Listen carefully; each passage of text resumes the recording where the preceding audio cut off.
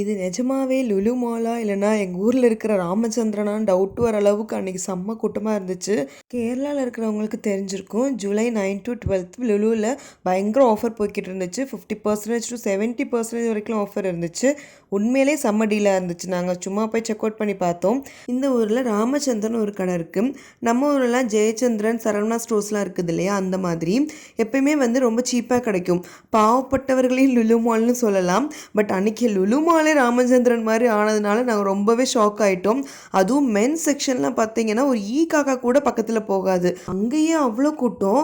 ஜூபின்லாம் வாங்க போயிட்டு ஐயோ எனக்கெல்லாம் வேண்டாப்பா, நான் ஆன்லைனில் இதே பிராண்டில் இதே ரேட்டுக்கு வாங்கிடுவேன்னு சொல்லிட்டு கிளம்பி வந்துட்டான். என்னோடய ஃப்ரெண்ட்ஸ்லாம் சிலர் ஹைப்பர் மார்க்கெட்டுக்குள்ளே போயிருந்துருக்காங்க போல். அப்படியே கூட்டத்தில் தள்ளிட்டு வெளியே வந்துட்டாங்களாம். அந்த அளவுக்கு கூட்டம் இருக்கிற மாதிரி சொல்லிட்டு இருந்தாங்க. நாங்கள் பேபி வச்சுருக்கிறதுனால ரொம்பலாம் எக்ஸ்ப்ளோர் பண்ணல. ஃபேஷன் ஸ்டோர் அப்போ கொஞ்சம் கொஞ்சம் பிராண்ட் மட்டும் போயிட்டு 2-3 ட்ரெஸ் மட்டும் எடுத்துகிட்டு வீட்டுக்கு கிளம்பி போயிட்டோம். இந்த மாதிரி ஆஃபர் டைமில் எனக்கு என்ன தோணுன்னா, சும்மா ட்ரெஸ்ஸு அது இதுக்குன்னு ஆஃபர் போடுறீங்களேடா, கொஞ்சம் ஃபுட்டுக்கெலாம் ஆஃபர் போட்டு ரேட்டை கொஞ்சம் கம்மி பண்ணி விற்றீங்கன்னா நாங்களும் எல்லா வெரைட்டியும் ட்ரை பண்ணுவோமே தான் எனக்கு ஃபீல் ஆகும். ஏன்னா நமக்கு ட்ரெஸ்ஸை விட சோறு தான் முக்கியம்.